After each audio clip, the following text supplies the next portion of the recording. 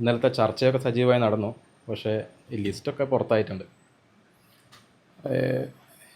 അതിനെപ്പറ്റി അഭിപ്രായം പറയേണ്ടത് കോൺഗ്രസ് ഹൈക്കമാൻഡാണ്. ഞങ്ങൾ അഭിപ്രായം പറഞ്ഞിട്ടുള്ളത് കോൺഗ്രസ് ഹൈക്കമാൻഡിനോടാണ്.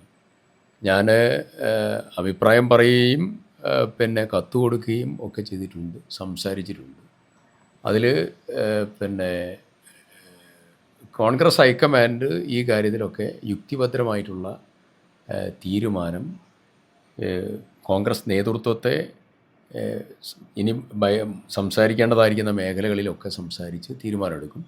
ഇന്നലെ MLA-മാരുടെ അഭിപ്രായം അറിഞ്ഞു, ഇന്നലെ ഘടകകക്ഷിയുടെ അഭിപ്രായം അറിഞ്ഞു. അതിനുശേഷം ബാക്കിയുള്ള കാര്യങ്ങൾ കോൺഗ്രസ് ഹൈക്കമാൻഡ് തീരുമാനമെടുക്കും. ഇത്രയും സുരക്ഷിതമായി ഇന്നലെ വലിയ ചർച്ച കിടന്നു. പക്ഷേ പുറത്തെത്തുമ്പോഴേക്ക് ആ ലിസ്റ്റ് മുഴുവൻ ഇന്ന് പത്രത്തിലൊക്കെ ആയി. അല്ല, അത് കോൺഗ്രസ് ഹൈക്കമാൻഡ് ആണ് പറയേണ്ടത്. അതാണോ ലിസ്റ്റ് അല്ലേ എന്നുള്ളതൊക്കെ അവരാണ് പറയേണ്ടത്. താങ്കൾ KCക്കാണ് പിന്തുണ?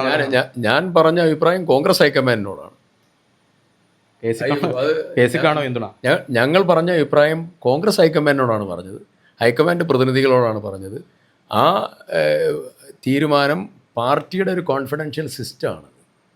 ആ സിസ്റ്റം അങ്ങനെ തന്നെ പോകാനൊക്കുള്ളൂ. പക്ഷെ അങ്ങനെ അത് പുറത്തു പോയത് മോശമല്ലേ? ഏതാ പുറത്തായത് മോശമല്ലേ? കോൺഗ്രസ് ഹൈക്കമാൻഡാണ് പറയേണ്ടത് അത് ബാക്കി കാര്യങ്ങൾ.